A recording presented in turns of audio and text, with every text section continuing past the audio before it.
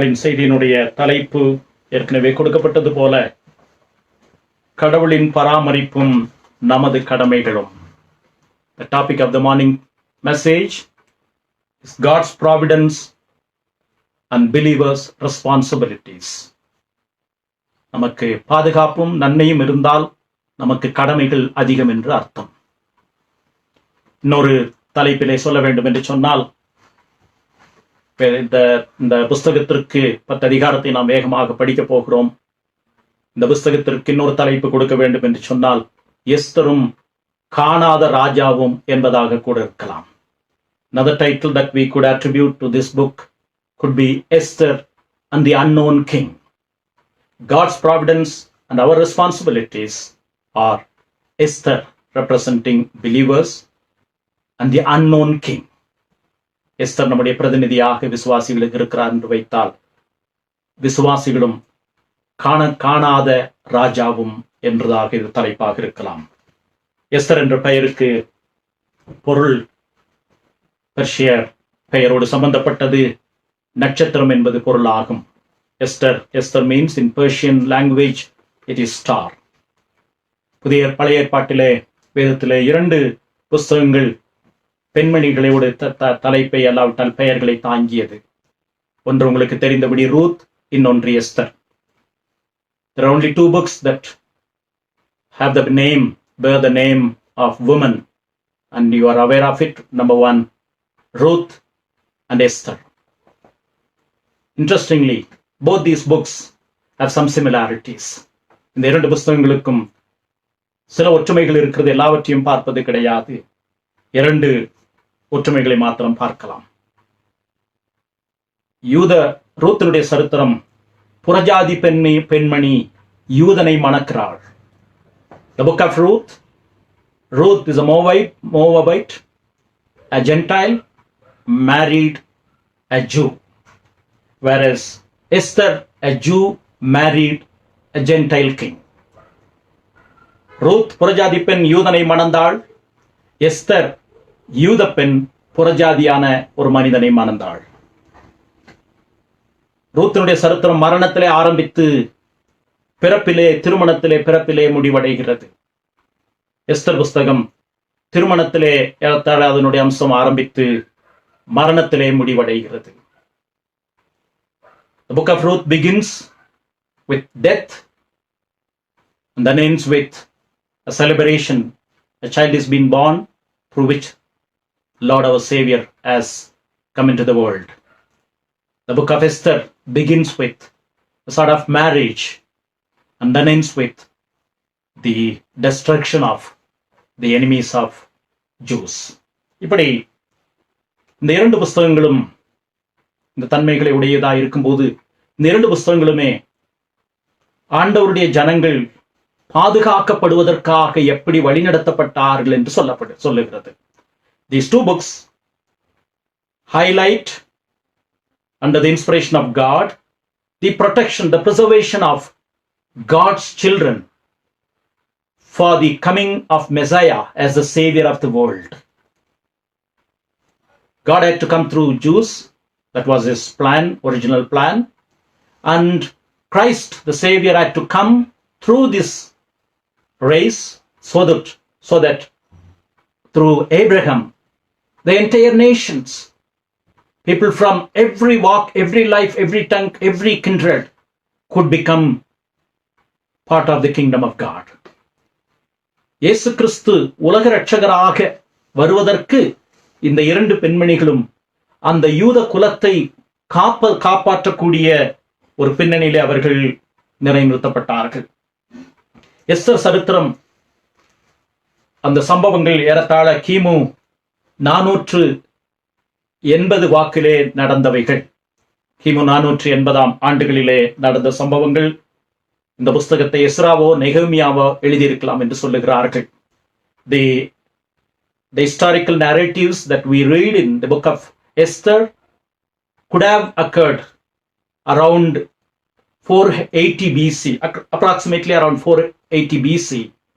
And then the book would have been written not by Esther, but either by Ezra or Nehemiah at a later stage technically around 464 BC. இங்கே நெகேமியாவும் மொர்தெகாயும் சேர்ந்து எழுதியிருக்கலாம் என்று கூட சொல்லுகிறார்கள். இஸ்ரவேல் ஜனங்கள் கிமு 522வது வருஷம், யூத ஜனங்கள் மன்னிக்கவும், தென் தேசமாய் யூத ஜனங்கள் கிமு 522வது வருஷம் பாபிலோனியர்களால் சிறைப்பிடித்து போகப்பட்டார்கள். அதற்கு பிறகு 3 கட்டங்களாக அவர்கள் பாபிலோனுக்கு திரும்பி வந்தார்கள். முதல் கட்டம் 538 செருபாபேல் தலைமையிலே வந்தார்கள். அவர்கள் வந்து தேவாலயத்தை கட்டி எழுப்பினார்கள். அதற்கு பிறகு 458வது வருஷம், கிமு 458வது வருஷம் எஸ்ராவின் தலைமையிலே வந்து மோசையின் நியாயப்பிரமாணத்தை கண்டுபிடித்து, மோசையின் நியாயப்பிரமாணத்தை வாசித்து பலிகளை கர்த்தருக்கு முன்பாக எஸ்ரா தலைமையிலே செலுத்தினார்கள்.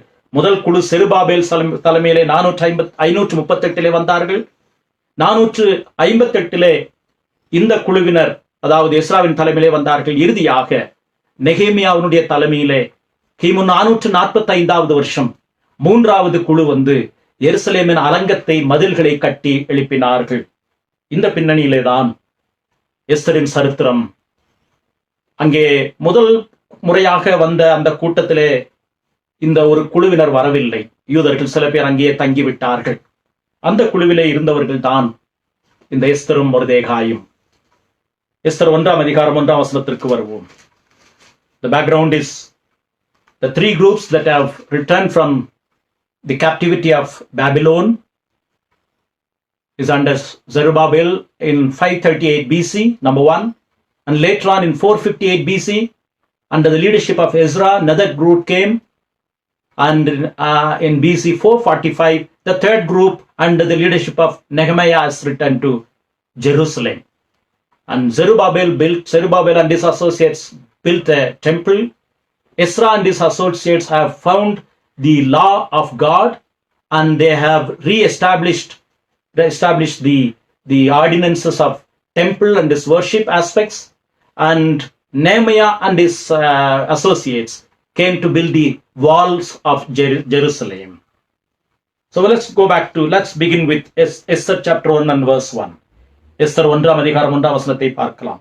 இந்து தேசம் முதல் எத்தியோப்பியா தேசம் வரைக்கும் உள்ள 127 நாடுகளையும் அரசாண்ட அகாஸ்வேருவின் நாட்களில் சம்பவித்ததாவது. இந்தியா என்பது வேதத்திலே 2 முறை பயன்படுத்தப்பட்டிருக்கிறது. India is referred to twice in the scriptures, in Esther chapter 1 and verse 1 and chapter 8 and verse 9. India has been referred to in this Bible. We should feel proud that India as a country is referred to. Geographically, it's not the same as when this king reigned, but at least technically, India is found in the Bible. இன்றைக்கு இருக்கக்கூடிய பூகால ரீதியினுடைய அடிப்படையிலே அன்றைக்கு இந்த India என்பது இருக்கவில்லை. ஆனாலும் India என்கிற பெயர் வேதத்திலே இருக்கிறது என்பதை நாம் பார்க்கிறோம். இந்தியாவும் கடினமான நாட்களிலே கடந்து போகிறதை நாம் பார்க்கிறோம்.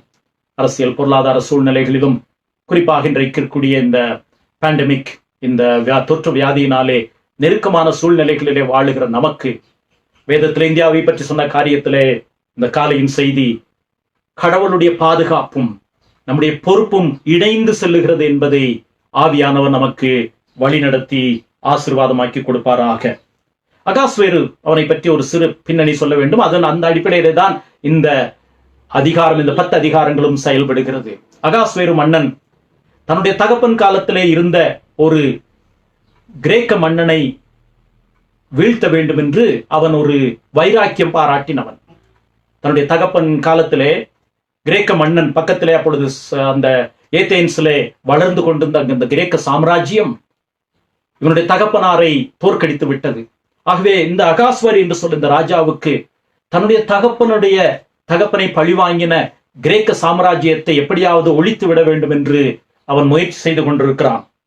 அப்பொழுது அதற்காக, அதை திட்டமிடுவதற்காக 6 மாதம் தன்னுடைய பெருமையையும் தன்னுடைய மகத்துவத்தையும் தன்னுடைய மிலிட்டரி இராணுவ அதிகாரிகளையும் இணைத்து 6 மாதம் விருந்து செய்கிறான் என்பதைத்தான் 3ஆம் வசனத்திலே நாம் பார்க்கிறோம். ஆகவேதான் இந்த சரித்திர பின்னணியை சொல்ல வேண்டியது அவசியமாயிருந்தது. 1ஆம் அதிகாரம் 3ஆம் வசனத்தை பார்க்கிறோம். அவன் தன் ராஜ்யபாரத்தின் 3ஆம் வருஷத்திலே தன்னுடைய பிரபுக்களும் ஊழியக்காரருக்கும் விருந்து பண்ணினான். அப்பொழுது பெர்சியா, மேதியா தேசங்களில் மகத்தானவர்களும் நாடுகளின் அதிபதிகளும் பிரபுக்களும் அவன் சமூகத்தில் வந்திருந்தார்கள். இந்த 127 நாடுகளை சார்ந்த அரசியல் தலைவர்கள், இராணுவ தலைவர்கள், பிரபுக்கள் என்று சொல்லக்கூடிய துரைமார்கள் எல்லாரும் இந்த 6 மாத ஸ்ட்ராட்டஜி மீட்டிங், அந்த கிரேக்க அரசனை எப்படியாவது எதிர்கொள்ள வேண்டும் என்பதற்காக இந்த தேசங்களை ஆயத்தப்படுத்த வேண்டும் என்று அகாஸ்வேரு அந்த முயற்சியில் ஈடுபட்டது அடிப்படையிலே தான் இந்த புஸ்தகம் ஆரம்பிக்கிறது. The background is that this king had to take revenge upon the king of Greek, because what has happened with his father, and now he is having a military strategy meeting later on to counter that. So in order for the strategy to be effective, he has summoned his leaders and the leaders and the military keeper people for 6 months period of lavish banquet and things like. அந்த பின்னணியிலே தான் இதை ஆரம்பிக்கிறோம். பொதுவாக பெர்ஷியர்களுக்கு ஆண்கள் என்றால் அவர்கள் தங்களுடைய மகிமையையும் தங்களுடைய செல்வாக்கையும் நிரூபிக்க வேண்டும். பெண்கள் என்றால் அவர்கள் தங்களுடைய அழகையும் தங்களுடைய ஆடைகளையும் நிரூபிக்க வேண்டும் என்பதுதான் அசீரியாவினுடைய கலாச்சாரமாய் இருந்தது. For Assyrians men, it is a wallet, their money, their wealth and their might with military and the equipments and the arsenals. For women, it is a makeup in one sense, the money and the makeup, their beauty, and then the display of their attires to the society. That is the culture that we come across with regards to the Persian Empire. உலகம் முழுவதும் அதைத்தான் பார்க்கிறோம். நம்முடைய தேசத்திலும் உலகத்தில் பல நாடுகள், எல்லா நாடுகளிலும் இந்த இரண்டையும் பிரிக்க முடியாது. இன்றைக்கும் இந்த தேசத்திலே அதற்காகத்தான் மனிதன் ஓடிக்கொண்டிருக்கிறான் என்பதை பார்க்கிறோம். இந்த பின்னணியிலே 6 மாதம் அந்த விழா முடிந்ததற்கு பிறகு வேதத்தில் இந்த சரித்திரத்தை நாம் முழுமையாக படிப்பது கிடையாது. 1-2 குறிப்புகளை மாத்திரம் நாம் அங்கங்கே பார்க்க போகிறோம். இந்த 6 மாதம் விருந்து முடிந்தவுடனே 7 நாட்கள் அந்த தலைநகரமாகிய சூசான் அரண்மனையை சுற்றி இருக்கக்கூடிய அந்த பட்டணத்தினுடைய பெரியவர்கள் 5ஆம் வசனத்திலே படிக்கிறோம். அந்த நாட்கள் முடிந்த போது, அந்த 6 மாதம் முடிந்தவுடனே ராஜா சூசான் அரண்மனையில் வந்திருந்த பெரியோர் முதல் சிறியோர் மட்டுமல்ல சமஸ்த ஜனங்களுக்கும் ராஜா அரண்மனை சேர்ந்த சிங்கார தோட்டத்தில் மண்டபத்தில் 7 நாள் விருந்து பண்ணினான். 6 மாதம் பெரிய மகான்களுக்கான விருந்து, அது முடிந்ததற்கு பிறகு 7 நாள் சூசான் பட்டணத்தில் இருக்கக்கூடிய மனிதர்களை எல்லாம் கூப்பிட்டு விருந்து செய்கிறான். அப்பொழுது அந்த விருந்தனுடைய கடைசியிலே 7ஆம் நாள் என்ன செய்கிறான்? 10ஆம் வசனத்திலே, களிப்பாய் இருக்கும் போது மகா ரூபவதியாய் இருந்த ராஜஸ்திரி ஆகிய வஸ்தியின் சௌந்தரியத்தை ஜனங்களும் பிரபுக்களும் காணும்படி ராஜ கிரீடம் தரிக்கப்பட்டவளாக அவளை ராஜாவுக்கு முன்பாக அழைத்து வர வேண்டும் என்று அவன் அழைப்பு கொடுக்கிறான்.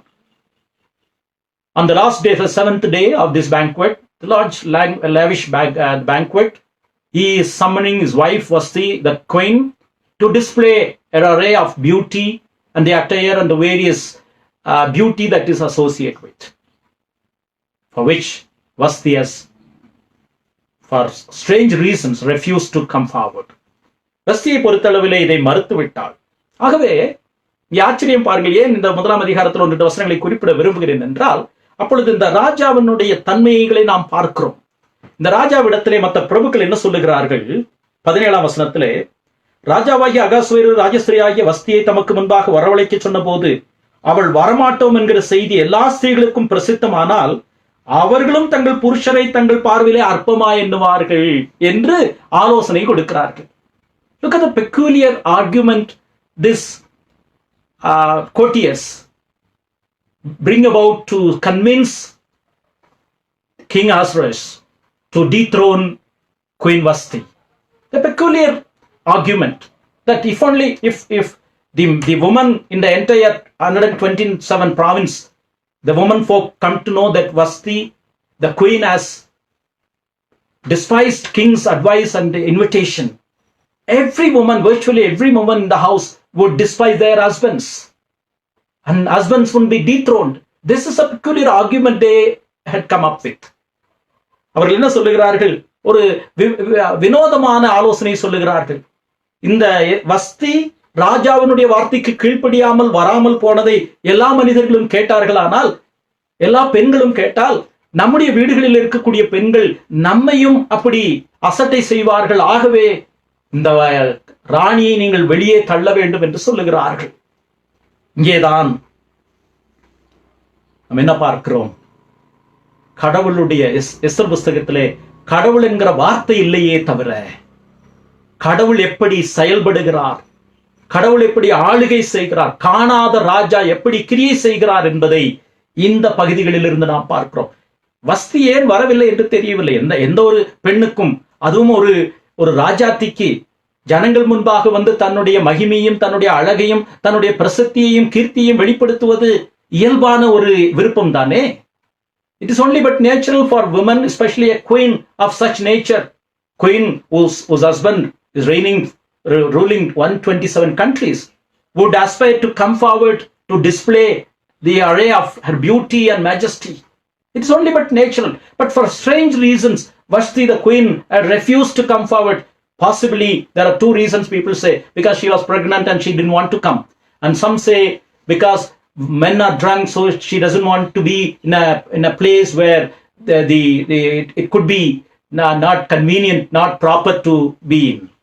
Whatever be the reasons, Vashti has refused to come at the bidding of the king. என்ன காரணமாக இருந்தாலும் வஸ்தி இங்கே முன்பாக வர விரும்பவில்லை. இங்கே நாம் பார்ப்பது, முதலாவது என்ன சொன்னார்கள் பிரபுக்கள்? என்ன சொன்னார்கள்? நீங்கள் இப்படியே விட்டுவிட்டால் எல்லா வீட்டிலும் கணவன்மாரை மனைவிமார் என்ன செய்வார்கள்? அவர்கள் உதாசீனப்படுத்துவார்கள். ஆகவே ஒரு ராஜாத்தியை கண்டுபிடிக்க வேண்டும். அந்த ராஜாத்தியை கண்டுபிடிக்கும் போது அவர்கள் சொல்லுகிற தகுதிதான் விபரீதம். 2ஆம் அதிகாரம் 2ஆம் வசனத்திலே பாருங்கள். அப்பொழுது ராஜாவை சேவிக்கிற அவனுடைய ஊழியக்காரர் அவனை நோக்கி, ரூபவதிகளாயிருக்கிற கன்னி பெண்களை ராஜாவுக்காக தேட வேண்டும். வஸ்தி கணவனுக்கு கீழ்ப்படியவில்லை.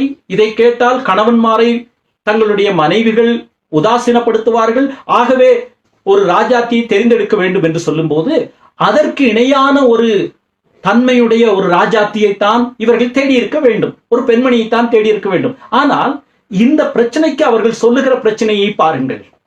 அழகுள்ள ரூபவதியான ஒரு கன்னி பெண்களை கண்டுபிடித்து ராஜாவுக்கு தெரிந்தெடுக்க வேண்டும் என்று சொல்லுகிறார்கள். In order to have a solution that women should not despise their husbands, they should come up with some sort of constructive solution to find out someone who is a loyal, a faithful, or who is an obedient woman according to them.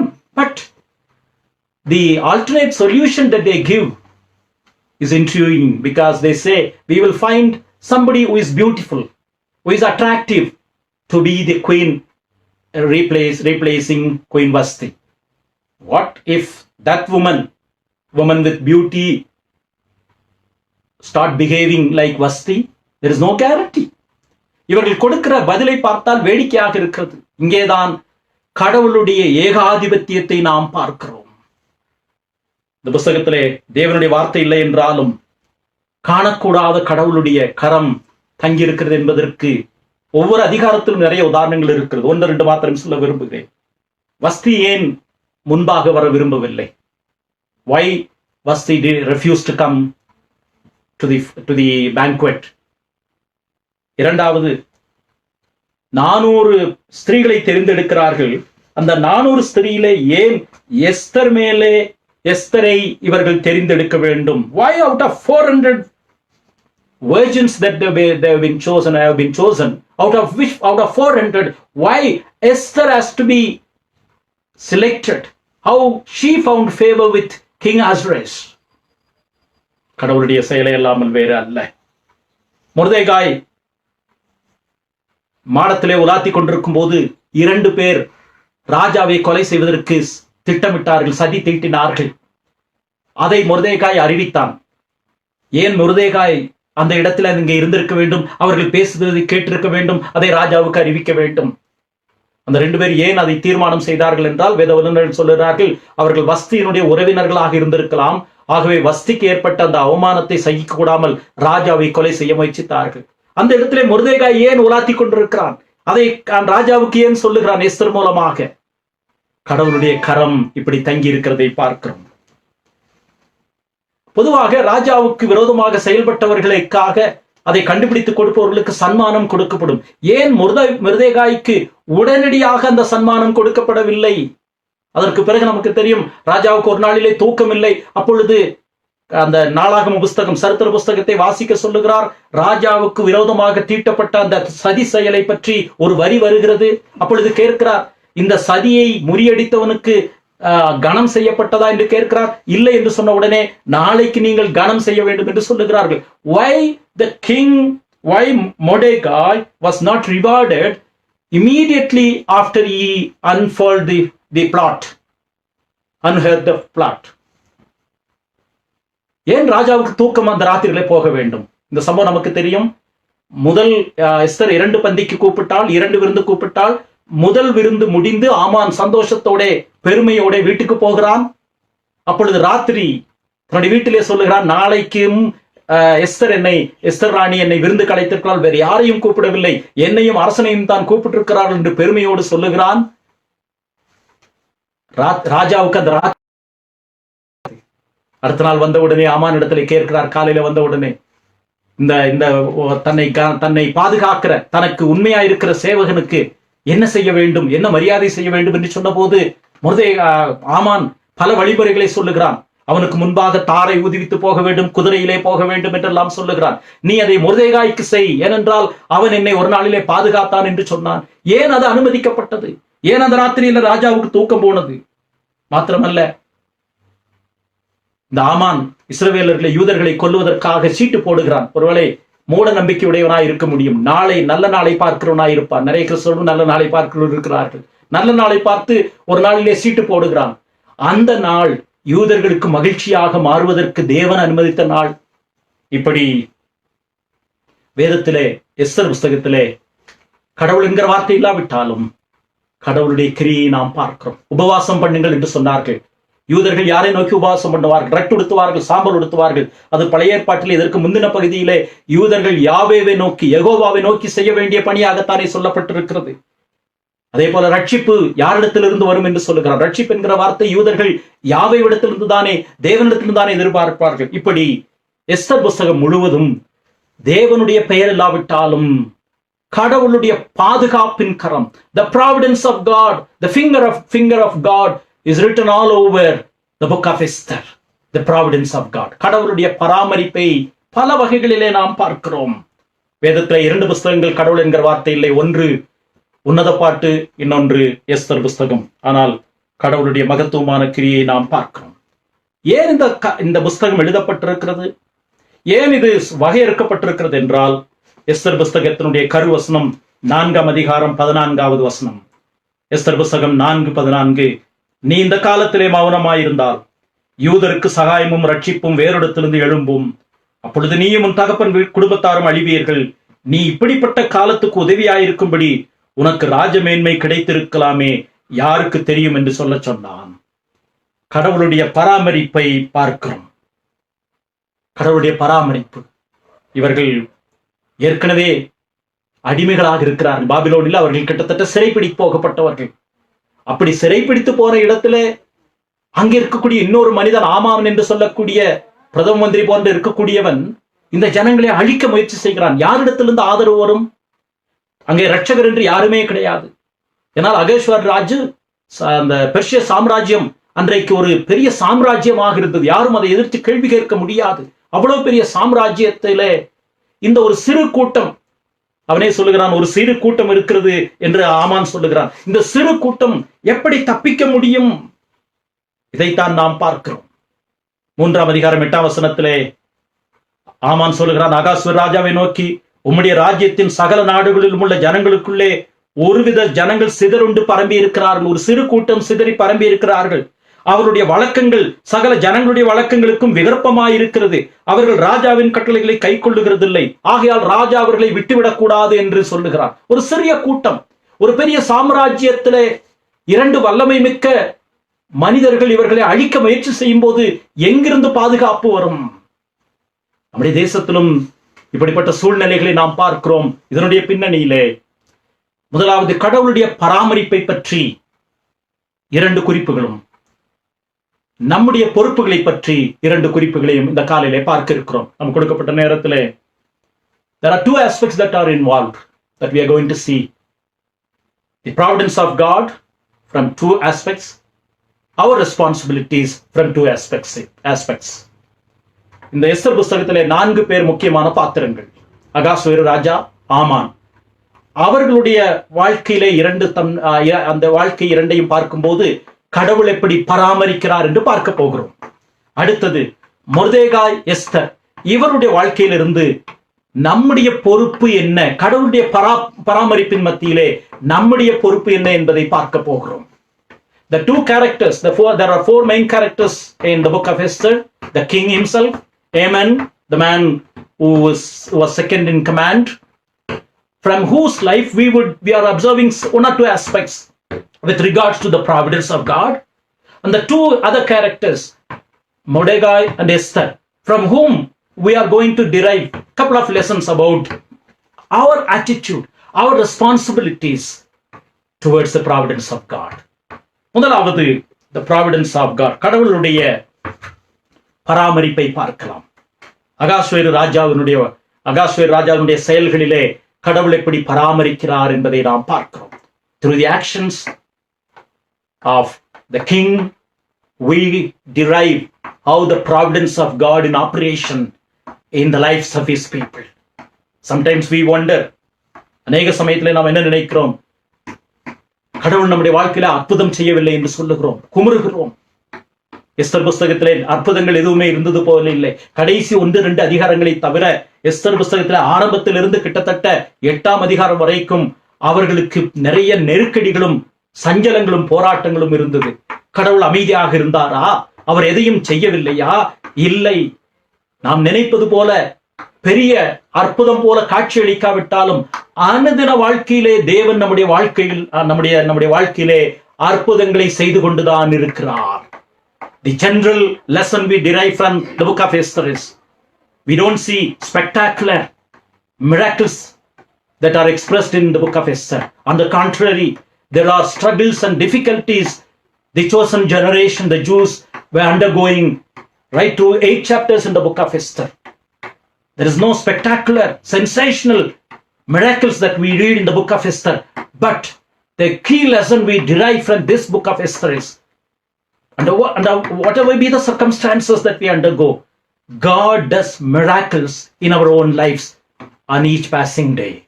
இன்றைக்கு நாம் ஜீவனோடு இருப்பது அவருடைய கிருபை. நாம் சுவாசிப்பது, நடமாடுவது, பேசுவது, பிழைப்பது, உறங்குவது, எழுந்திருப்பது, நாம் பெரிய பெரிய அற்புதங்களை, அதிசயங்களை எதிர்பார்க்கிறோம். ஆண்டவர் அதையும் செய்கிறார் அற்புத விதமாக. நம்முடைய பிள்ளைகள் மேல் அவர் இரக்கமுள்ளவராய் இருக்கிறார். ஆனாலும் அனுதின வாழ்க்கையிலே சிறு சிறு நிகழ்வுகளிலே நாம் காணக்கூடாத, நாம் உணர்ந்து கொள்ள முடியாத சூழ்நிலைகளுக்கு கூட கர்த்தர் நம்முடைய வாழ்க்கையில அதிசயங்களை செய்து வருகிறார். The things we don't perceive or give importance to, but God is a miracle working God doing in our lives. The book of Esther says, on a day-to-day basis, in an unseen manner, this sovereign God of earth and heaven and water is doing miracles in our life. இந்த சர்வ ஏகாதிபத்தியத்தின் தேவன், வானத்தையும் பூமியையும் சமுத்திரத்தையும் ஆளுகிற தேவன் உங்களுடைய வாழ்க்கையிலும் என்னுடைய வாழ்க்கையிலும் அனுதினமும் அற்புதம் செய்து கொண்டே வருகிறார் என்பதைத்தான் இதிலே நாம் பார்க்கிறோம். அகாஸ்வேரனுடைய வாழ்க்கையிலிருந்து நாம் படிக்கிற முதலாவது பாடம், இதற்கு முன்பும் கடவுளுடைய ஜனங்களை நிறைய பேர் அழிக்க முயற்சி செய்தார்கள். பார்வோன் எகிப்திலே இஸ்ரவேல் ஜனங்களை அழிக்க முயற்சி செய்தான். அசீரியர்கள் முயற்சி செய்தார்கள். சமீப காலங்களிலே நிறைய ராஜாக்கள் எழும்பி, தத்துவங்கள் எழும்பி இந்த ஜீவனுள்ள சத்தியத்தை, இதை பின்பற்றுகிறவர்களை அழிக்க முயற்சி செய்திருக்கிறார்கள். சமீப காலங்களிலே ஏத்தியிசம் என்று சொல்லக்கூடிய கடவுள் மறுப்பு இயக்கங்கள், அல்லாவிட்டால் உலகத்தின் பல ராஜ்யங்கள், இன்னும் போஸ்ட் மாடர்னிசம் என்று சொல்லக்கூடிய பின் நவீனத்துவம் என்று சொல்லக்கூடிய தத்துவங்கள், இப்படி நிறைய தத்துவங்களும் ராஜாக்களும் ராஜ்யங்களும் தோன்றி ஹிட்லர் போன்ற பேராசை பிடித்த, தாங்கள் தான் பெரியவர்கள், தாங்கள் தான் உயர்ந்தவர்கள், தங்களுடைய ராஜ்யமும் தங்களுடைய ஆளுகையும் தான் பெரியது என்று சொல்லக்கூடிய சுப்பீரியர் பிளட் என்று சொல்லக்கூடிய தன்மையுடைய ஹிட்லர் போன்றவர்கள் கூட இந்த காரியங்களை செய்து வந்தார்கள். இப்படி சரித்திரம் முழுவதிலும் நாம் பார்க்கிறோம் கடவுளுடைய தெரிந்து கொண்ட வழிநடத்துதலை, கர்த்தராகிய இயேசு கிறிஸ்து வரக்கூடிய சந்ததியை அழிக்க வேண்டும் என்று முயற்சி செய்ததை நாம் பல கோணங்களிலே நாம் பார்க்கிறோம். இந்த அகாஸ்வேரு ராஜா எப்படிப்பட்ட தன்மையுடையவன் என்பதை ஏற்கனவே பார்த்தோம். தன்னுடைய மனைவி தனக்கு கீழ்ப்படிந்து வராதபடியினாலே அவளை தள்ளிவிட ஆயத்தமாயிருந்தான். அந்த ஆலோசனையை கேட்டான். ஒரு ராஜாவுக்கு ஆலோசனை கேட்பது, ஒரு ராஜா கேட்பது தவறு கிடையாது. அந்த ஆலோசனை தன்னுடைய ராஜ்யத்திற்கு சிறந்ததா, தன்னுடைய மக்களுக்கு பயனுள்ளதா என்பதை பார்த்து அந்த ஆலோசனையை ஏற்றுக்கொள்ள வேண்டும். ஆனால் இவரை பொறுத்தளவிலே அவர்கள் கொடுக்கிற, தன்னுடைய சகாக்கள் கொடுக்கிற ஆலோசனையை அப்படியே ஏற்றுக்கொண்டு வஸ்தியை தள்ளிவிட்டான். கொஞ்சம் கூட யோசிக்காதவன். பின்னாளிலே ஒரு வஸ்திக்கு பொதுவாக இன்னொரு அரசியை தேட வேண்டும் என்று சொன்னபோது அவன் என்ன செய்கிறான்? இந்த எந்த தன்மை தேவையோ அதை குறித்து ஆலோசிக்காமல் அவன் இவர்களாலே தவறாக வழிநடத்தப்படுகிறதை நாம் பார்க்கிறோம். இன்னும் சொல்ல போனால் இந்த அகாஸ்வேரு ராஜாவை பொறுத்த அளவிலே அவன் தன்னுடைய தகப்பனுடைய அந்த கிரேக்க சாம்ராஜ்யத்தை பழிவாங்குவதற்காக ஒரு முறை பிரயாணப்பட்டிருக்கிறானாம், சரித்திரத்தில் இருக்கிறது. அப்பொழுது தன்னுடைய இன்ஜினியர்ஸை வைத்து கருங்கடலுக்கும் மத்திய தரைக்கடலுக்கும் இடையே ஒரு சிறிய அந்த ஆற்றிலே ஒரு பாலத்தை போட வைத்தான். அந்த பாலம் உடைந்து விட்டது. உடனடியாக அவன் கோபம் கொண்டு, மூர்க்கம் கொண்டு அந்த இன்ஜினியர்களுடைய கைகளை எல்லாம் வெட்டி தள்ளி இருக்கிறான். மாத்திரமல்ல, அதை விட ஒரு காரியம் செய்தானாம். அந்த தண்ணீர், அந்த ஆற்று தண்ணீரை 500 பேருக்கு மேலாக கொண்டு போய் குச்சிகளையும் தடிகளையும் எடுத்துக்கொண்டு போய் அந்த ஆற்றை அடித்து, இந்த ஆடுதான் எனக்கு தடையாக இருந்தது என்று அந்த ஆற்றை அடியுங்கள் என்று சொன்னானாம். சரித்திரத்தில் வேதத்திலே சொல்லப்படவில்லை. ஆனால் அவனுடைய நடைமுறைகளை பார்த்தால் எப்படிப்பட்ட ராஜா! ஒரு தீமைக்கு துணை போகிற, ஜனங்களுடைய நன்மையை தேடாத, அதிலும் கடவுளுக்கு பயப்படாத ஒரு ராஜா, மனசாட்சிக்கு பயப்படாத ஒரு ராஜா, தனக்கு மேல் ஒரு ராஜா இருக்கிறார் என்பதை அறிக்கையிடாத ஒரு ராஜா. வேதத்திலே தாவீதை பற்றி படிக்கிறோம், மற்றவர்களை படிக்கிறோம். தாவீது கர்த்தருடைய ராஜ்யத்தை, அவருடைய ராஜரீகத்தை ஏற்றுக்கொண்டவன். இப்படிப்பட்ட தன்மை இல்லாத ஒரு ராஜா அகாஸ்வேரு என்பதை நாம் பார்க்கிறோம். தன்னுடைய மனைவியை தந்து விட்டான். தன்னுடைய ஆலோசகர்கள் வஸ்தி தன்னுடைய கணவனை உதாசீனப்படுத்தி விட்டால், இதை கேட்டால் எல்லா வீட்டிலும் தங்களுடைய கணவன்மாரை பெண்கள் எல்லாரும் 127 நாடுகளில் உள்ள பெண்கள் உதாசீனப்படுத்துவார்கள். ஆகவே நீங்கள் இவர்களை தள்ளிவிடுங்கள் என்று சொன்ன போது அந்த ஆலோசனையும் கேட்டு வஸ்தியை மூர்க்கத்தனமாய் தள்ளிவிட்டான். ஒரு ராஜா, ஞானமில்லாத, மனசாட்சிக்கு பயப்படாத ஒரு ராஜ்யத்தின் கீழாக இந்த ஜனங்கள் இருக்கிறார்கள். யார் பாதுகாக்க முடியும்? அவர்களுக்கு யார் ஆலோசனை சொல்ல முடியும்? யூதகுலத்தில் அவர்களை வழி நடத்தக்கூடிய தலைவர் இல்லையே, விடுவிக்கக்கூடியவர் இல்லையே, ரட்சகர் இல்லையே, யார் அவர்களை ரட்சிக்க முடியும்? இதுதான் எஸ்தர் சரித்திரத்திலே கடவுளுடைய பராமரிப்பின் முதல் பாடம். இந்த உலகத்தின் ராஜ்யங்கள், சாம்ராஜ்யங்கள், இந்த உலகத்தின் வல்லமைகள், அதிகாரங்கள் பல கட்டங்களிலே தோன்றி ஜீவனுள்ள விசுவாசத்தை கொலைப்பதற்காக, கடவுளுடைய வழிமுறைகளை, அவருடைய ரட்சிப்பின் திட்டத்தை முறியடிப்பதற்காக, சங்கீதம் 2 படிக்கிறது போல ராஜாக்கள் எழும்பி ஆலோசனை பண்ணினார்கள். சங்கீதம் 2 பார்க்கலாம். ஆண்டவராகிய இயேசு கிறிஸ்துவை பற்றிய, மெசியாவை பற்றிய சங்கீதம். அந்த சங்கீதத்தில் என்ன சொல்லப்படுகிறது? ராஜாக்கள் தோன்றுகிறார்கள். எதற்காக தோன்றுகிறார்கள்? கர்த்தருக்கு விரோதமாகவும் அவர் அபிஷேகம் பண்ணினவருக்கு விரோதமாகவும் பூமியின் ராஜாக்கள் எழும்பி நின்று அதிகாரிகள் ஏகமாய் ஆலோசனை பண்ணினார்கள். Psalm 2 says how the kingdoms have raged against the anointed one, Christ, the eternal King. Through centuries we have seen so many kingdoms and authorities and principalities and powers that raised their fist against God and his anointed one and the eternal kingdom. Psalm 2 describes that. ஆனால் வேதவசனம் சொல்லும் 4 வசனத்திலே, பரலோகத்தில் வீற்றிருக்கிறவர் நகைப்பார், ஆண்டவர் அவர்களை இகழுவார். இப்படி அகாஸ்வேருடைய வாழ்க்கையிலே நாம் படிக்கிற பாடம். ராஜ்யங்கள் எழும்பி இருக்கிறது. பழைய ஏற்பாட்டிலிருந்து, பார்வோன் காலத்திலிருந்து இருக்கிறது. இன்றைக்கும் ராஜ்யங்கள் கடவுளுடைய திட்டம், கடவுளுடைய ரட்சிப்பின் திட்டத்திற்கு விரோதமாக உலகத்தின் பல நாடுகளிலே, நம்முடைய பகுதிகளிலே பல காரியங்கள் செயல்படுகிறதை பார்க்கிறோம். இது ஒன்றும் வித்தியாசம் கிடையாது. ஆகவேதான் நாம் பாடின பாடல், அதி சீக்கிரத்தில் இந்த உபத்திரவு முடியும், ஆனால் அதுவரையிலே நாம் நம்முடைய கடமைகளை நாம் செய்ய வேண்டும். மகிமையை மண்பாண்டங்களிலே பெற்றிருக்கிறோம். காண்கிறவைகளை அல்ல, காணாதவைகளை தேடுகிறோம். இப்படி அகாஸ்வேரனுடைய வாழ்க்கையிலிருந்து நாம் படிக்கிற பாடம், கடவுளுடைய அபிஷேகம் பண்ணப்பட்டவருக்கு விரோதமாக ராஜ்யங்களும் எழும்பி இருக்கிறது. பின்னாலே தீர்க்க தரிசனங்கள் சொல்லுகிறது, வெளிப்படுத்தின விசேஷங்களை படிக்கிறோம். ராஜ்யங்கள், கடைசி நாட்களுடைய அறிகுறிகள், இவைகள் எல்லாம் வரும், இவைகள் எல்லாம் சம்பவிக்கும் என்று இயேசு கிறிஸ்து மத்தேயு 24 சொல்லி இருக்கிறார். ஆனால் கடவுள் தம்முடைய ரட்சிப்பின் திட்டத்தை தொடர்ந்து நிறைவேற்றுகிறார். இரண்டாவது ஆமானை பார்க்கலாம். ஆமானை பற்றி என்ன படிக்கிறோம்? 3ஆம் அதிகாரம் 12ஆம் வசனத்திலே, எஸ்தர் புஸ்தகம் 3ஆம் அதிகாரம் 12ஆம் வசனத்திலே அவனை பற்றி நாம் என்ன படிக்கிறோம்? அவன் ஆகாகியன் என்ற வார்த்தையை பயன்படுத்தப்படுகிறது. 3ஆம் அதிகாரம் 1, 2 வசனங்கள் மன்னிக்கவும். எஸ்தர் சாப்டர் 3 verse 1-2 முதல் வசனம். இந்த நடவடிக்கைகளுக்கு பின்பு ராஜாவாகிய அகாஸ்வேரு அம்மதாத்தாவின் குமாரனாகிய ஆமான் என்னும் ஆகாகியனை மேன்மைப்படுத்தினான். இது மிக முக்கியமான வார்த்தை. He is from the tribe called Agite.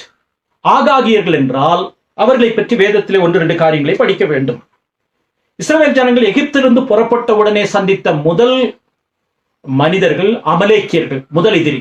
இஸ்ரவேல் ஜனங்கள் எகிப்திலிருந்து, செங்கடலிருந்து வெளியே வந்த உடனே சந்தித்த முதல் எதிரி அமலேக்கியர்கள். யாத்திராகமும் 17ஆம் அதிகாரத்தில் இருக்கிறது. இந்த அமலேக்கியருடைய வம்சத்தில் இருந்து, அது ஏசாவுடைய வம்சம், அமலேக்கியருடைய வம்சத்தில் இருந்துதான் 1 சாமுவேல் 15ஆம் அதிகாரத்திலே ஆகாக் என்று சொல்லக்கூடிய ராஜா வருகிறார். அந்த அமலேக்கியருடைய ஒரு ராஜா தான் 1 சாமுவேல் 15ஆம் அதிகாரத்திலே இந்த மனிதனை பற்றி படிக்கிறோம். அவனுடைய பெயர் ஆகாக். இந்த 1 சாமுவேல் 15ஆம் அதிகாரம் 33ஆம் வசனத்திலே சவுல் காலத்திலே அமலேக்கியருடைய சண்டை போட்ட பொழுது அவன் அவர்களை முழுமையாக சங்கரிக்காமல் விட்டு விட்டான். கடைசியில ஆகாகியன் என்று சொல்லக்கூடிய ஆகாகியன் ஆகிய அந்த ராஜா, அதாவது அமலேக்கியனுடைய ராஜாவாகிய ஆகாகை அவன் அழிக்க வேண்டியதாயிற்று. அப்படி என்றால் இவர்கள் அமலேக்கியருடைய சந்ததியிலிருந்து வந்தவர்கள். ஆகாகியர்கள் என்றால், ஆகாகியன் என்று சொன்னால், இந்த ஆமான் ஆகாகியன் என்று சொன்னால் அந்த அமலேக்கியரின் ராஜாவாகிய ஆகாகினுடைய பின்னணியிலே வந்தவன். இங்க நாம் என்ன கவனிக்க வேண்டியது என்றால், நாம் கவனிக்க வேண்டியது, இந்த ஆகாகி ராஜாவில் இருந்து இந்த வந்த மனிதன் ஏறத்தாழ 1000 ஆண்டுகளுக்கு பிறகு இந்த சம்பவம் நடக்கிறது, பேசுற சம்பவம் நடக்கிறது.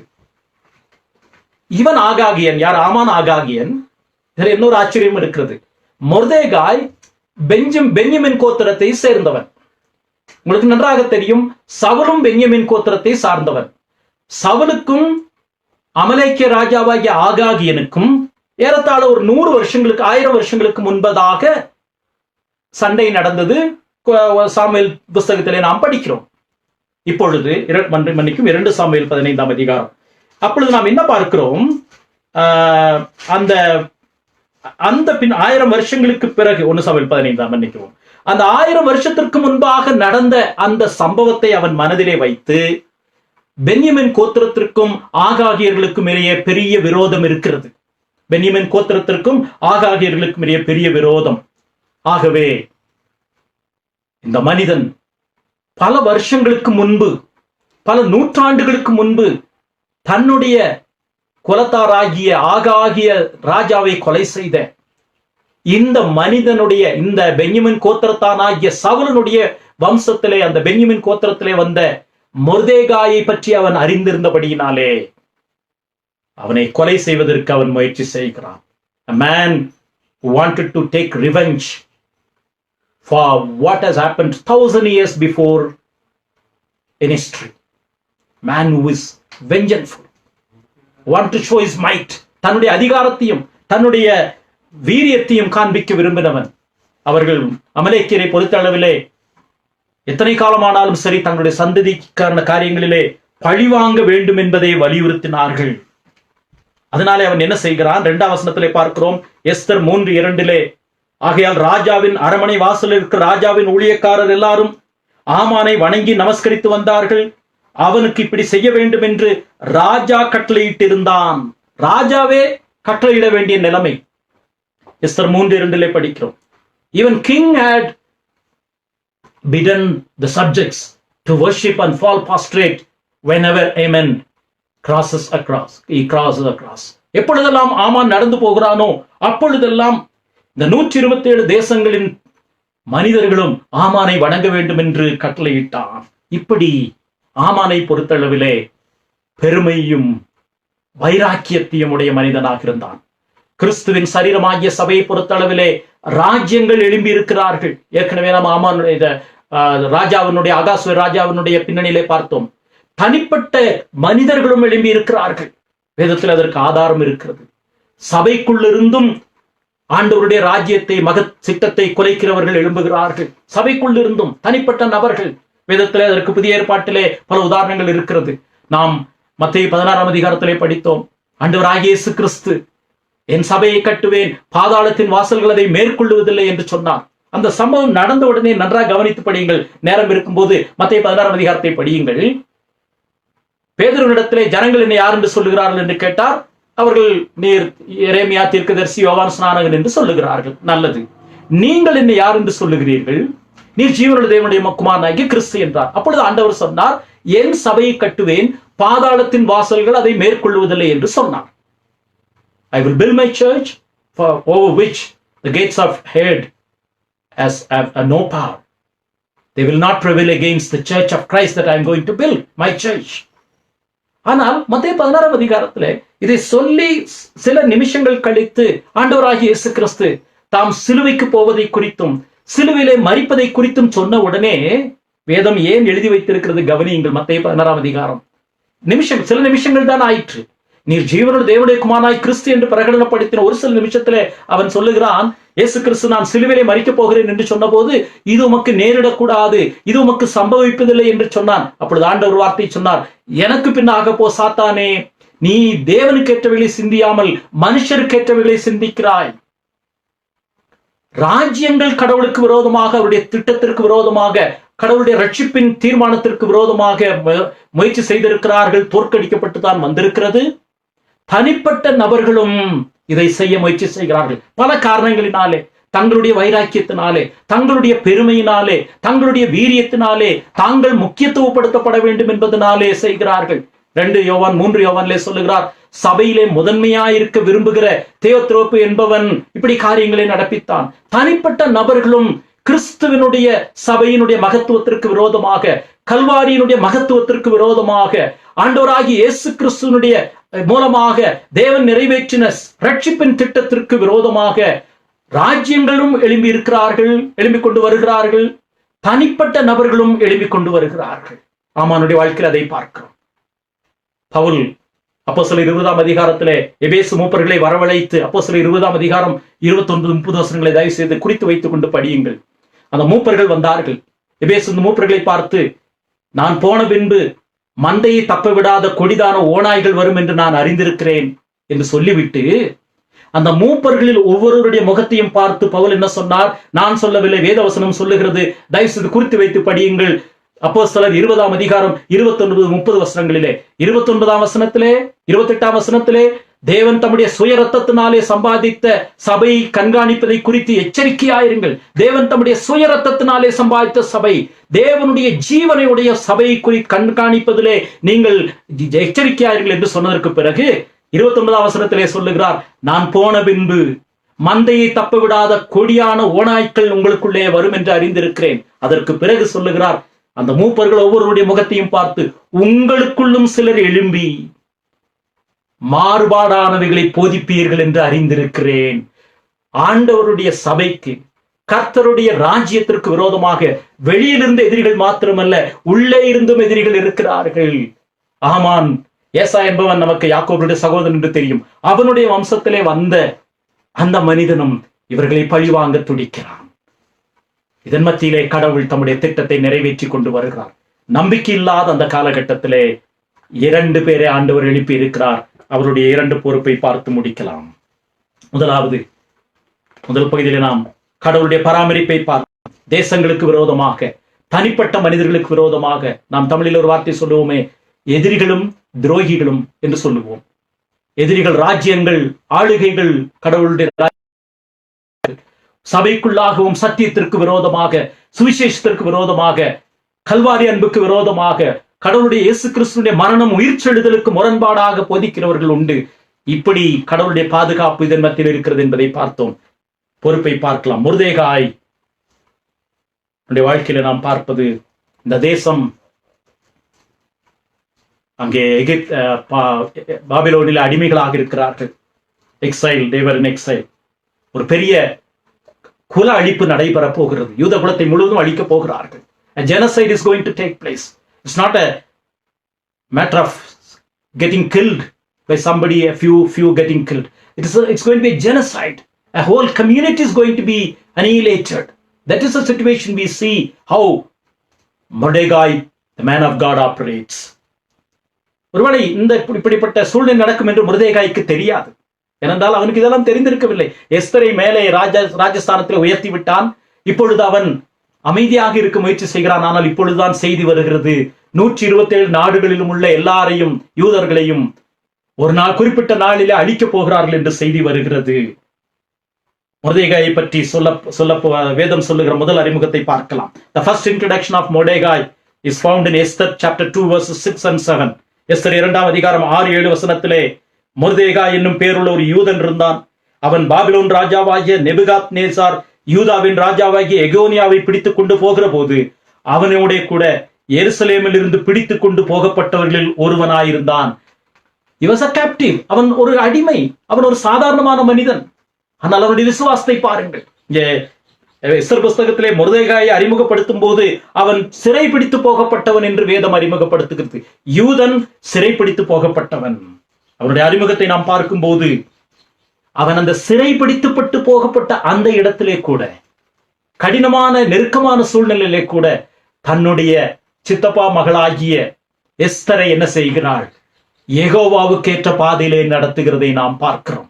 Even in an environment which is so hostile to the true worship of Yahweh, and he is a captive himself, he is rearing up his knees, Esther, in the ways of Yahweh. நம்முடைய பொறுப்பு என்ன? தேவனுடைய பராமரிப்பிலே நம்முடைய பொறுப்பு என்ன?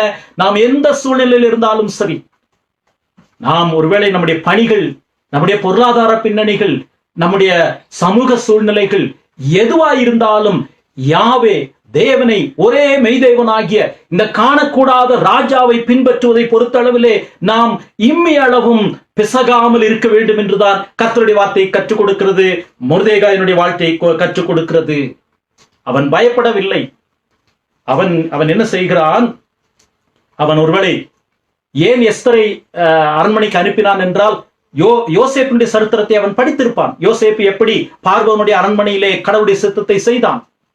இன்னும் பழைய ஏற்பாட்டிலே மோசே எப்படி எகிப்தினுடைய அரண்மனையில் வளர்க்கப்பட்டான். இவைகளை எல்லாம் அவன் படித்து கிரகித்து, கடவுள் எப்படி தம்முடைய ஜனங்களை பாதுகாக்கிறார், எல்லா சூழ்நிலைகளிலும் பாதுகாக்கிறார், பராமரிக்கிறார், தம்முடைய ரட்சிப்பின் திட்டத்தை நிறைவேற்றுகிறார் என்பதை அவன் படித்து அறிந்து அந்த விசுவாசத்திலே என்ன செய்கிறான்? அவன் தன்னுடைய பிள்ளை, தன்னுடைய சித்தப்பா பிள்ளை, தங்கச்சி போன்ற அவளை, அனாதியானவளை எடுத்து அவன் பராமரிக்கிறான். ஆகவேதான் சொல்லுகிறான், அவனுடைய பேச்சுதான் இந்த எஸ்தர் புஸ்தகத்தினுடைய தலைப்பு. இந்த காலத்திற்காக தேவன் உன்னை ஒருவேளை அரண்மனைக்கு கொண்டு போயிருக்க முடியும். இப்பொழுது நீ மௌனமாயிருந்தால் ரட்சிப்பு வேறிடத்திலிருந்து வரும். கர்த்தர் கண்டிப்பாக கிரியை செய்வார். அவர் தம்முடைய ஜனத்தை பாதுகாப்பார். நீயும் உன்னுடைய தகப்பன் வீட்டாரும் அழிந்து போவீர்கள் என்ற வார்த்தையை சொல்லுகிறான். அவன் என்ன செய்கிறான்? அவன் ஒரு உண்மையுள்ள மனிதனாக இருந்தான். He is a faithful man, faithful to the unseen king. காணக்கூடாத ராஜாவுக்கு உண்மையுள்ளவனாக அவன் இருந்ததை பார்க்கிறான். அவன் என்ன செய்கிறான்? அவனுடைய சம்பவங்களை வேதத்திலிருந்து நாம் படிக்கிறோம். எல்லாவற்றையும் பார்க்க நேரம் இல்லை. அவன் ராஜாவுக்கு விரோதமாக செய்யப்பட்ட அந்த சதியை அவன் வெளிப்படுத்தினான். அதனாலே அவனுக்கு உடனடியாக உபகாரம் எதுவும் செய்யவில்லை. அதை பற்றி அவன் அக்கறைப்படவில்லை. He was not seeking reward for the good that he has done.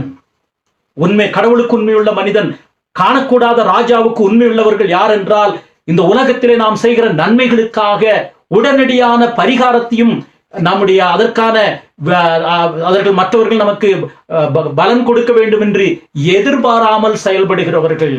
The faithful ones to the king of the unknown king, the king of kings, is those who do not expect reward from people of this world, of this current passing world, but seeking the reward from the God of eternity, the God of entire universe. அப்படிப்பட்ட ஜனங்களிடத்திலே நாம் அதை பார்க்கிறோம். ஏனென்றால் வேதவசனம் சொல்லுகிறது, மோசேயின் தாய், எபிரேயர் 11ஆம் அதிகாரத்திலே படிக்கிறோம், மோசேயின் தாய், விசுவாசத்தினாலே மோசேயின் தாய் பார்வோனுக்கு பயப்படாமல் தன்னுடைய குழந்தையை ஒளித்து வைத்தான். அவன் ஒரு ரகசியத்தை பார்த்தான். மோசேயுடைய வாழ்க்கையிலே படித்தோம். இந்த குழந்தை அழகுள்ளது என்று மற்றவர்கள் பார்த்தார்கள். இந்த குழந்தை தேவனுடைய சித்தத்தின்படியான குழந்தை என்று பார்த்து ராஜாவுக்கு பயப்படாமல் ஒளித்து வைத்தாள் என்று படிக்கிறோம். விசுவாசம் என்றால் என்ன? காணப்படாதவைகளின் நிச்சயம், நம்பப்படுகிற உறுதியும் காணப்படாத நிச்சயம். விசுவாசத்திற்கான எபிரேயர் 11வது விளக்கம், கடவுள் இந்த உலகத்தை ஆளுகிறவர், அவர் எனக்கு தேவையானதை கொடுக்கிறார். விசுவாசிக்கிறவன் தேவன் ஒருவர் உண்டென்றும் தம்மிடத்தில் சேருகிறவர்களுக்கு பலனளிக்கிறவர் என்பதையும் ஏற்றுக்கொள்ள வேண்டும். விசுவாசத்தில் 2 அம்சங்கள் இருக்கிறது. The God of the universe, there is one who is the God of the universe, and he rewards those who are faithful to him, those who are loyal to him. He meets our needs. இதைத்தான் விசுவாசத்தினுடைய அளவை பார்க்கிறோம். மாத்திரமல்ல, இந்த மொர்தெகாய் அந்த 127 நாடுகளுக்கும் பலமுள்ளவனாயிருந்த ஆமானை நமஸ்கரிக்கவில்லை. He never bothered to worship Amen, the second in command for the 127 nations, and he is a captive himself. ஒரு அடிமையாக இருக்கிறவன் 127 நாடுகளுக்கு அதிபதியாக 2வது ஸ்தானத்தில் இருக்கக்கூடியவனை வணங்கவில்லை என்று வேதம் சொல்லுகிறது. மற்றவர்கள் எல்லாரும் வணங்கினார்கள். எஸ்தர் 3ஆம் அதிகாரம் 2ஆம் வசனத்திலே படிக்கிறோம். ஆகையால் ராஜாவின் அரண்மனை வாசலில் இருக்கிற ராஜாவின் ஊழியக்காரர் எல்லாரும் ஆமானை வணங்கி நமஸ்கரித்து வந்தார்கள். அவனுக்கு இப்படி செய்ய வேண்டும் என்று ராஜா கட்டளையிட்டிருந்தான். ஆனால் மொர்தெகாய் அவனை வணங்கவும் இல்லை, நமஸ்கரிக்கவும் இல்லை. 3ஆம் வசனத்தை பார்க்கலாம். அப்பொழுது ராஜாவின் அரண்மனை வாசலில் இருக்கிற ராஜாவின் ஊழியக்காரர், அவனுடைய சக ஊழியக்காரர் இல்லாவிட்டால் அவனோடு கூட இருந்தவர்கள், மொர்தெகாயை பார்த்து, நீ ராஜாவின் கட்டளையை மீறுகிறது என்னவென்று கேட்டார்கள். It is to your own peril that you are violating the command of the king. It is at your own peril. What are you doing? You have to worship this man whom king has commanded to worship. 4ஆம் வசனத்தை பார்க்கலாம். இப்படி அவர்கள் நாளுக்கு நாள் அவனுடனே சொல்லியும் அவன் தங்களுக்கு செவிகொடாத போது தான் யூதன் என்று அவன் அவர்களுக்கு அறிவித்திருந்தபடியினால் அவனுக்கு விரோதமாக சதி திட்டம் செய்கிறார்கள். He has proclaimed himself as Jew. Esther புஸ்தகத்திலே மொர்தெகாயை பற்றி கடைசி வரை வருகிற வார்த்தை, அவன் யூதன், யூதன், யூதன். மொர்தெகாயை பற்றி, எஸ்தரை பற்றி கூட சொல்லப்பட்ட வார்த்தை, அவள் ராஜஸ்திரீ என்றெல்லாம் வர்ணிக்கப்படுகிறது. ஆனால் மொர்தெகாயை பற்றி வேதம் முழுவதும் சொல்லுகிற வார்த்தை, யூதனாகிய அவன். யூதன் என்ற அடையாளம் கடைசி வரையிலும் மொர்தெகாயை விட்டு விலகவில்லை. அவன் ராஜ பதவிக்கு வந்தபோது கூட யூதன். எஸ்தர் 10ஆம் அதிகாரத்தை பார்க்கலாம். 10ஆம் அதிகாரம் 3வது வசனம், கடைசி வார்த்தை, கடைசி வசனம். எஸ்தர் 10:3, யூதனாகிய மொர்தெகாய் ராஜாவாகிய அகாஸ்வேருக்கு 2ஆவதானவனும். முதலாவது அவனுடைய அடையாளம் என்ன? ராஜாவுக்கு இரண்டானதானவன் என்பதல்ல. மொர்தெகாயுடைய முதல் அடையாளம் யூதனாகிய அவன். His identity right through the book of Esther is the Jew Mordecai. Who is the what about Jews in this particular context? They were captives, they were slaves, they were weak people. Yet Mordecai is more willing to identify himself as a Jew than anything else. That he was a prime minister, he was this and that. கடவுளுடைய பராமரிப்பிலே நம்முடைய பங்களிப்பு என்ன? முதலாவது உண்மையாக இருக்கிறது என்று பார்த்தோம். கடவுளுக்கு எந்த சூழ்நிலை உண்மையாக இருக்க வேண்டும்? நம்முடைய ஐடென்டிட்டி, நம்முடைய அடையாளம் என்ன? இறுதி வரையிலே நான் கர்த்தரை பின்பற்றுகிறவன், நான் கர்த்தருடைய தாசன், யெகோவாவை ஆராதிக்கிறவன், வேற எதையும் நான் வணங்க மாட்டேன், சேவிக்க மாட்டேன். எஸ்தருடைய வாழ்க்கையிலிருந்து 2 குறிப்புகளை பார்த்து முடிக்கிறோம். கடவுளுடைய ஆளுகையில நம்முடைய பொறுப்பு என்ன? சிறு வயதிலிருந்து கர்த்தருடைய கற்பனைகளிலே போதிக்கப்பட்டவள் மொர்தெகாய். அவளுக்கு கர்த்தருடைய கற்பனைகளை போதிக்கிறான். எஸ்தர் 2ஆம் அதிகாரம் 10ஆம் வசனத்தை பாருங்கள். எஸ்தரோ வென்றால் தன் குலத்தையும் தன் பூர்வத்தாரையும் அறிவிக்காதிருந்தாள். மொர்தெகாய் அதை தெரிவிக்க வேண்டாம் என்று அவளுக்கு கற்பித்திருந்தான். அவள் அடிமையாக இருந்த பொழுதும் கர்த்தருடைய கற்பனைகளை பின்பற்றினாள். பிறகும் கர்த்தருடைய மொர்தெகாயுடைய வார்த்தையை கேட்டு கற்பனையை பின்பற்றினாள். எஸ்தர் 2ஆம் அதிகாரம் 2ஆம் வசனத்தை பார்க்கலாம். எஸ்தர் 2:20, எஸ்தர் மொர்தெகாய் தனக்கு கற்பித்திருந்தபடி தன் பூர்வோதாரத்தை பற்றியும் தன் குலத்தையும் தெரிவிக்காதிருந்தாள். எஸ்தர் மொர்தெகாய் இடத்திலே வளரும் போது அவன் சொற்கேட்டு நடந்தது போல இப்பொழுதும் அவன் சொற்கேட்டு நடந்து வந்தான். அரண்மனைக்கு போன பிறகும் அவள் மொர்தேகாயினுடைய கடவுளுடைய வார்த்தையை கேட்கிறார். எஸ்தருடைய வளர்ப்பு ஒரு ஆசீர்வாதமானது. புத்தியுள்ள ஸ்திரீ தன் வீட்டை கட்டுகிறாள் என்று வேதம் சொல்லுகிறது. எஸ்தர் ஆண்டவருடைய பாதத்திலே தன்னை ஈடுபடுத்துகிறவர்களாயிருந்தாள். எஸ்தருடைய வாழ்க்கையிலே ஜெபத்திற்கு அவள் முக்கியத்துவத்தை கொடுத்ததை பார்க்கிறோம். A prayerful lady. அப்படி என்றால் மொர்தேகாய் அப்படிப்பட்டவன் அல்ல என்பது அர்த்தம் அல்ல. வேதத்திலே எஸ்தரிலே சொல்லப்பட்டதை நாம் பார்க்கிறோம். எனக்காக நீங்கள் உபவாசம் இருங்கள் 16ஆம் வசனத்திலே பார்க்கிறோம். 4ஆம் அதிகாரம் 16ஆம் வசனத்திலே, நீ போய் சூசானின் அரண்மனைக்கு யூதரெல்லாம் கூடி வர செய்து 3 நாள் அல்லும் பகலும் புசியாமலும் குடியாமலும் இருந்து எனக்காக உபவாசம் பண்ணுங்கள், நானும் என் தாதிமாரும் உபவாசம் பண்ணுவோம், இவ்விதமாக சட்டத்தை மீறி ராஜாவிடத்தில் பிரவேசிப்பேன், நான் செத்தாலும் சாகிறேன் என்று சொல்ல சொன்னால், அவளுடைய வாழ்க்கையிலே, எஸ்தருடைய வாழ்க்கையிலே தான் கற்றுக்கொண்ட காரியங்களிலே தன்னுடைய பிரையாரிட்டிஸ், அவளுடைய முக்கியத்துவம் எதிலே இருந்தது? கடவுளுடைய பாதுகாப்பை பெறுகிற நாம், கடவுளுடைய பராமரிப்பை பெறுகிற நாம், நம்மளுக்கு முக்கியத்துவம் எது என்று பார்க்க வேண்டும். What are our priorities in life? Those are so important. The priorities of our lives. ஆண்டவராகிய இயேசு கிறிஸ்து மார்த்தாள் மரியாள் வீட்டுக்கு வந்தபோது நடந்த சம்பவம். மார்த்தாளோ பற்பல வேலைகளை செய்வதில் கவலைப்பட்டு கிடந்தாள். மரியாளை பற்றி வேதம் என்ன சொல்லுகிறது? மரியாள் கர்த்தருடைய பாதத்திலிருந்து தன்னை விட்டு எடுபடாத நல்ல பங்கை தெரிந்து கொண்டாள். எஸ்தர் தன்னை விட்டு எடுபடாத நல்ல பங்கை தெரிந்து கொண்டபடியினாலே மற்ற காரியங்களை குறித்து கவலைப்படவில்லை. என்னுடைய ஜீவன் போனாலும் பரவாயில்லை, நான் செத்தாலும் சாகிறேன், ஆனால் நான் இந்த காரியத்திலே இறங்க போகிறேன். கிறிஸ்துவுக்குள் பிரியமானவர்களே, விசுவாசிகளை பொறுத்தளவில் பிரையாரிட்டிஸ் என்பது, முக்கியத்துவம் என்பது எதற்கு முக்கியத்துவம் கொடுக்க வேண்டும் என்றால், 2 நன்மையிலே எந்த நன்மையை நாம் தெரிந்தெடுக்க வேண்டும். விசுவாசிகளை பொறுத்தளவிலே தீமை நன்மையிலிருந்து எதை தெரிந்தெடுக்க வேண்டும் என்பதல்ல, 2 நன்மையிலே எந்த நன்மையை தெரிந்தெடுக்க வேண்டும். For believers, always there's challenges to choose from 2 goods, not from bad and good, but 2 goods. 2 நன்மையிலே எதை தெரிந்து கொள்ள வேண்டும். பவுல் அதை சொல்லுகிறார். இந்த சரீரத்தை விட்டு பிரிவது அதிக நன்மையாயிருக்கும், எனக்கு நன்மையாயிருக்கும். பிலிப்பியர் 1ஆம் அதிகாரம் 23, 24 வசனத்தை தயவு செய்து படித்து பாருங்கள்.